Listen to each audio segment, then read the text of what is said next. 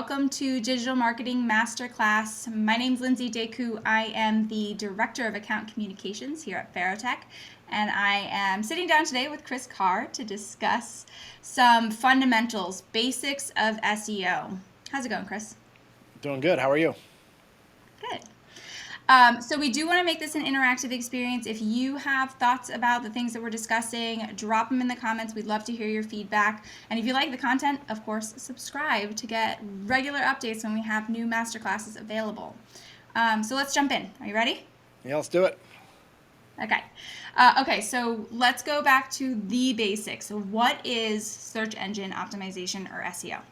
Yep. I think one of the things that's going to be important for people to know is that it's a broad term that can mean different things in different scenarios. And what I mean by that is that I like to break it down into the two big pieces, and I will call it local SEO and organic SEO.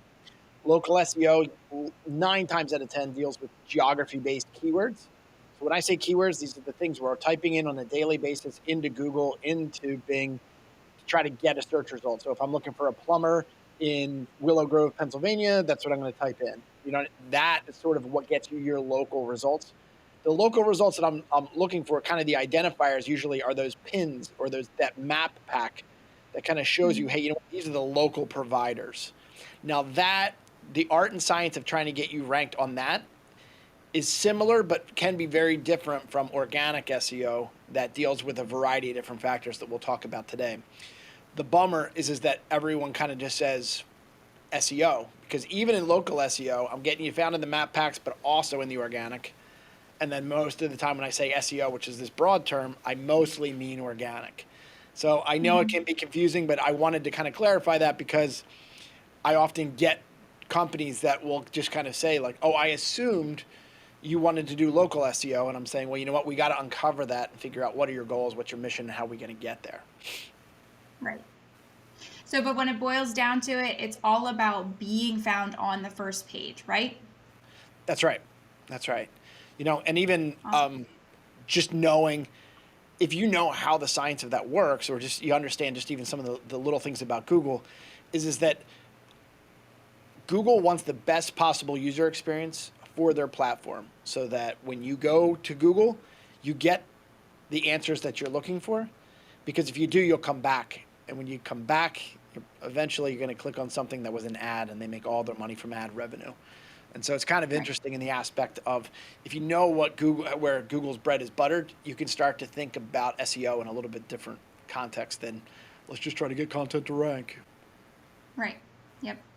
Yeah, so we do, I feel like we overcomplicate this idea of SEO, and we break it down to these nitty-gritty details, but in full, SEO is making things better for the user, is making things more accessible and easy to find for the user, and Google values that and says we'll rank you higher, whether it's your location for a specific service that people are finding you and loving your profile for, or whatever, or actual content on your page. Yep. It is kind of weird though, is that Google can scrape content, a million terabytes a second just to get you the answer you're looking for in 5 seconds. But you know who they reward the most? The companies that don't make them think very much. Yes, exactly. It's like, it's weird, right? They go the speed of That's light, and they so still true. reward the companies that don't make them think. Yeah, that's Weird, awesome. right? That's a great way to look at it. Yeah. Okay, so now that we know what SEO is, who needs SEO? Well, let's say who doesn't need SEO first, and then I'll work backwards. A lot of times people Okay. will come to me, we're going to build a website for them, and I'll say, hey, you know what? We want to get you found on the first page of Google, Yahoo, and Bing. That might be a good idea for them, but there's certain industries where they're not going to make these multi-million-dollar deals, or these even deals that are $350,000 deals off of a Google search every single time. If you have a problem with your provider, you might start with a Google search, but most of the time your website in an industry like that is more of a validation tool. And so from an SEO perspective, I'm going to focus most of my time on branded keywords to make sure that your name comes up as often as possible. But Mm-hmm. 90% of businesses are going to benefit from the idea or the concept that people are looking for quick and simple information, and they're going to ask their friends, and then they're going to go online to try to figure it out. Those are the Yeah. two major scenarios of how we answer problems or, in our world. Would it be fair to say if you have a website, you need SEO? 90, Some level of it? 90% of the time I would say, yeah, yeah. I mean, Okay. I, I can think of only a couple companies that it's more of a validation tool than anything, you know, Industries or specific companies? industries. There are certain industries that are more a validation tool than anything, Okay. like for example, benefits providers.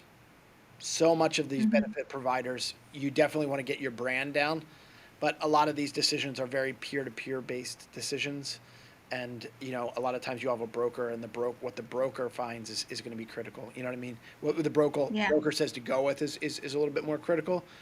So you're not going to look at each part of your benefits by doing independent searches. You're usually going to trust a guy or a gal to do that for you. So that sort of, from a benefits coordinator, I'm going to probably say, hey, I'm going to focus really hard on validation so that they know my name. There are certain scenarios where being found in Google would never hurt, but for the most part, if you're going to be spending significant amounts of money, I'm mostly thinking of the other industries, products and services, obviously. I mean, sorry, product-based stuff, obviously. 90% of service companies, yes. Yeah. Yeah. So if you're watching now and you use SEO in your company or your company leverages any SEO strategies, drop a comment and let us know what industry you're in. We'd love to hear. Okay, so what do we need to know going into an SEO campaign or when drafting an SEO strategy about SEO? Yeah. What do we need to consider? Well, there's going to be multiple pillars of SEO. We obviously talked about what type of SEO. The next thing I want to do is I want to figure out from a baseline perspective, what is sort of my domain authority? Does Google trust me? And there's tools that you can do, and it gives you a score, and it says, hey, you know what? Google is not indexing my content in a way that's developing authority, or they don't think I'm an authority in my industry. And when they don't think you're an authority in your industry, it's going to take you significantly more firepower to rank. And it's Mm-hmm. amazing because when we do sales, before I even talk to someone on the phone, I've looked at stellar, just incredible websites, and I open up our tools and I'm like, it's a ghost. No one's going to find this thing. Yeah, And that's we're so talking about sad. some big companies, right? And it literally comes down to a web developer sometimes is really good at building websites, but they don't know anything about SEO. And it's like driving Mm-hmm. a car off the lot, and you're like, man, this is a great car. I don't hear any clicking. I don't hear any noises. It's just great. And then you take it down to the mechanic, and he's like, whoa, you know what? Like, looks cool, runs cool. You're going to have problems. And you know what? That's Yeah, 90% we see of the that time. Yeah. so often. Yep. Yep. And that comes down even to how you structure your content sometimes. You know what I mean? Like Mm-hmm. you think, oh, just have a 20-page website. And then I'm looking at the architecture, and it's like, I'm going to try to build a skyscraper, and my foundation is 5 inches deep. And I'm like, Spaghetti. yeah, it's just terrible, right? So you're like, Yeah. you're not going to be able to scale. It looks great. I admit your website looks great. It is not scalable, and I hope you can live in a 5 to 10 page world because you're going to have problems. Um, Yeah. so let me just break down some of the critical things. I would say your setup is going to be really critical. Don't get GoDaddy hosting. Get something that's a legitimate host that's going to make your page speed as good as possible. Get your website built by a quality web developer. I know one of a company that sounds like Farotech.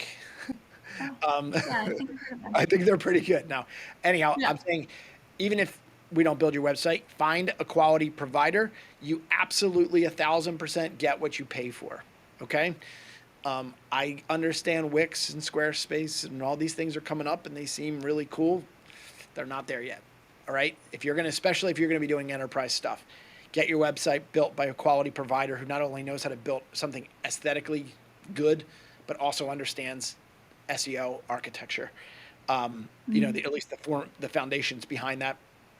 Once you have your website, you're going to talk about on-page SEO. We're going to talk about that today. You got to consistently communicate, and that's going to be what I call content-based SEO. We're going to talk about that today. And then backlinking, which is kind of the art and science of the hardest part of SEO. And we're going to talk a little bit about that today. So when you're saying, what do you need to know? You need to know like 5 or 6 things. Now, here's the deal. When I fix my house, I don't know how to do my own plumbing. Literally, a guy's painting my ceiling today. I could probably paint it myself, but I could also ruin all my furniture. And also, we're getting to a spot now. You would ruin Yeah, your I would. furniture. Where there is just way too much content out there. I'm going to share my screen. I'm going to show you this thing that Okay. is just absolutely nuts, right? And just as I do here, let me just.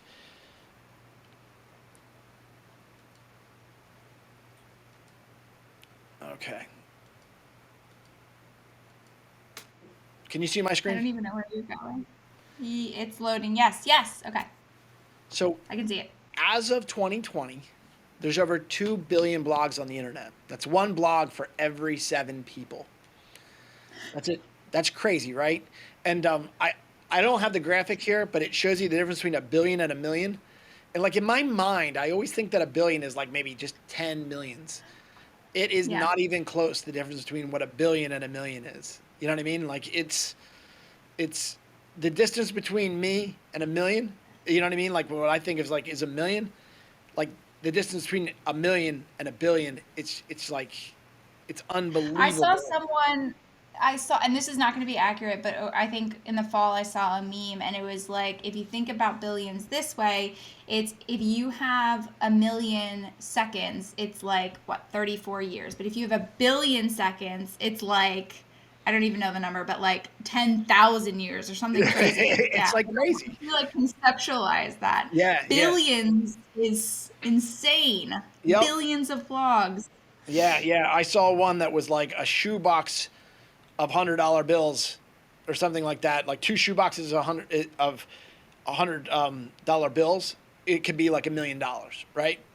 And then the billions is like that scene in Breaking Bad where he just opens up the public storage unit and it's all money. You know what I mean? You're so good at explaining memes. Exactly. Right? So when I say a storage unit of all dollar bills, double that, and that is how much content is out in the world. And we think, Hmm. I'm going to create a viral video. No, Good you're luck not. with that. No, you're not. You know, your content is a needle in a stack of needles, and you can try to do it yourself, or you can hire people that do this on a day in and day out basis. And that's sort of where we've made our mark in this world is that we're able to kind of cut through the noise and create really quality content that's engaging, that helps you establish yourself as an authority. And as you establish yourself as an authority, it ranks. And when it ranks, you get more traffic. When you get more traffic, you get more sales. And then the world is just wonderful. You have no more problems in your whole life. Yes, exactly. All your problems Yep. are solved. All your problems are solved. Um, You're welcome. yes. Okay, so I think you've hinted at this a little bit, but I'm not sure which direction to go right now, but because I do want to touch on like what are the trends, like what are trends that you are seeing for SEO right now? Well, the trend that's always been there is trying to figure out how to cut corners on backlinking. Backlinking is let me kind of give you this is kind of how I established how cool I was in high school. Not very cool. But was the funny kid who got to sit at the lunch table with the good looking girls. And therefore, somehow in some crazy world, I was probably cool by association. All right? Independently, you talk to me, you're like, that guy's not cool. But where I sat, cool. That's the way backlinking works, right? Meaning your website on its own can be very good. But if authority links, these are websites that are not your own, link back to you, that's going to improve your ranking. But not all links are equal, right? I'd rather have one link from Microsoft than 10,000 links from these low authority, these low authority Right. providers. And so what that sort of means is that you have to create really great content, but you have to structure it in a way that basically drives these links. All right. And there's a science to that.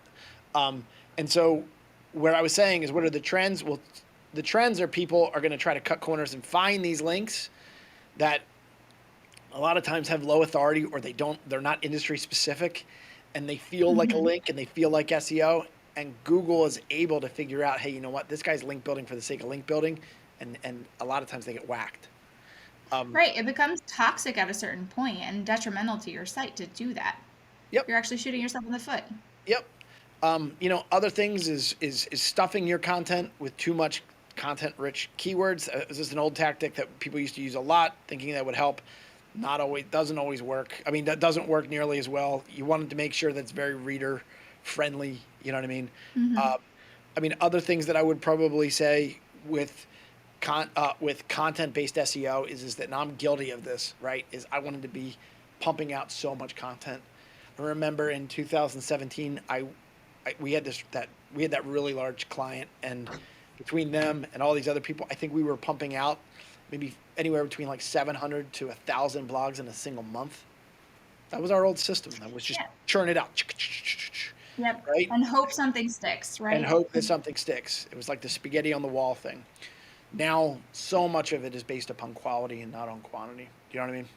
Yeah. Um, And Other we've things. definitely refined that process because, and we can get into this in a second, but I feel Yeah. like we don't need to put out as much content because we now know the system to get it ranking, Yep. and we don't have to throw all of it out there and hope for the best. We put out quality blogs, we put out quality content in a smaller amount, and then tweak it so that we get it ranking, push it to page one, and we have that system in place.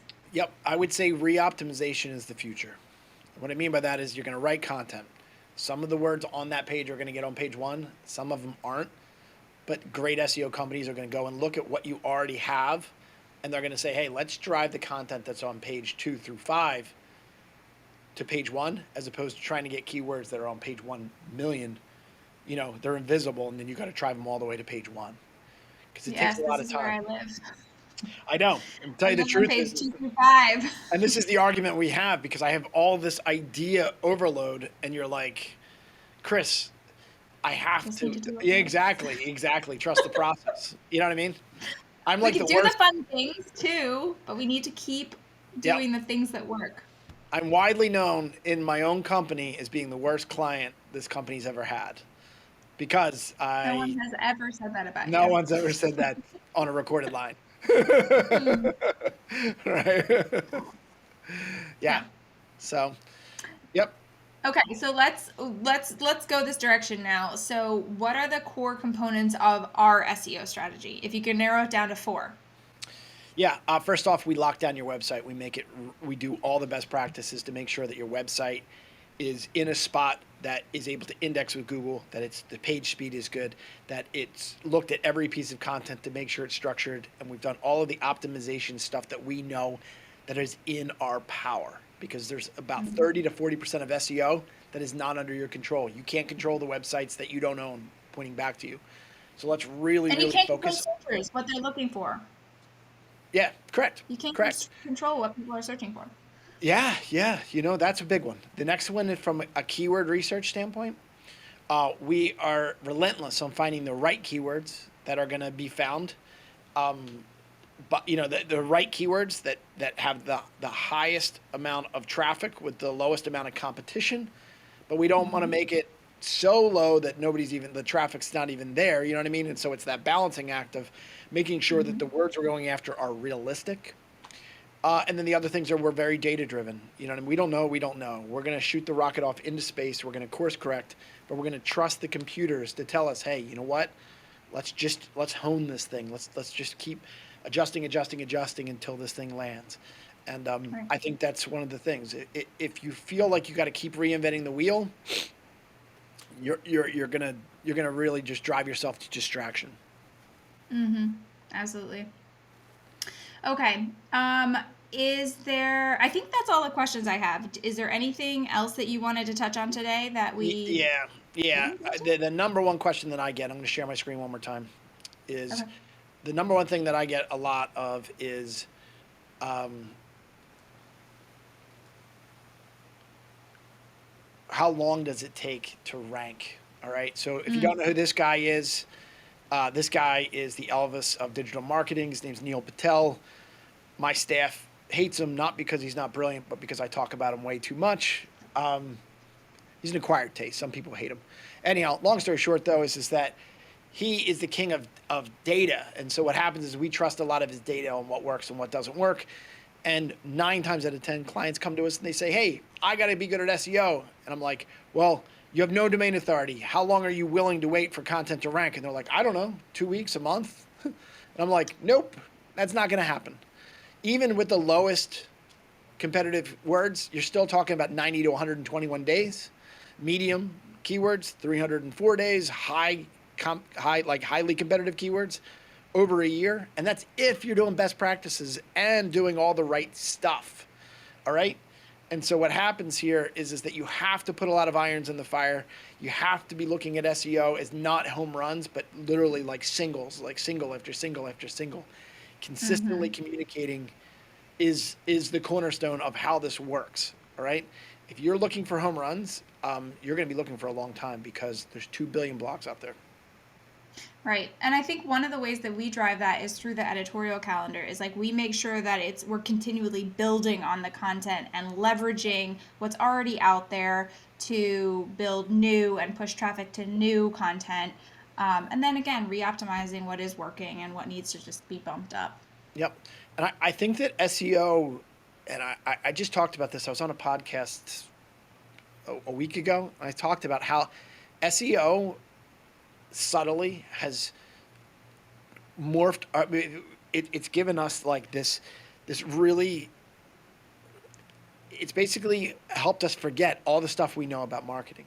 And what I mean by that is that marketing requires a minimum of 7 to 12 touches to effectively communicate to your audience, right? Repetition is the mother of skill. But SEO makes it sound like you got to be found for so much stuff. And so what happens is we start writing blogs about different keywords in 5 million directions.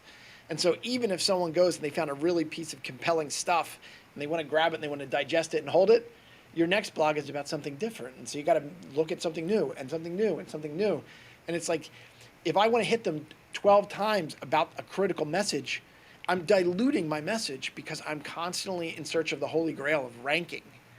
And you know what? I'm at a spot now where I'd rather be found on the first page of Google for maybe 3 to 4 really critical pieces of messaging of what I want my clients to know than being found for 1,000 things that nobody can really digest in a meaningful way. Right. Yep. So Yeah, it's stop pumping out interesting. content. Yeah. I mean, that's the hard part, right? Yep. All right, Okay. let's wrap it So, up. Let's wrap it up. 22 okay. minutes. Yep. Oof, this is a long I one. know. It goes quick. Yep. Okay. Well, thank you, friends, for joining Digital Marketing Masterclass today. Again, if you like this content, subscribe so you get updates when we have new masterclasses coming out. Drop your comments below. We'd love to hear feedback about what you maybe learned in this podcast or what you never thought of regarding SEO before. And we'll see you next time.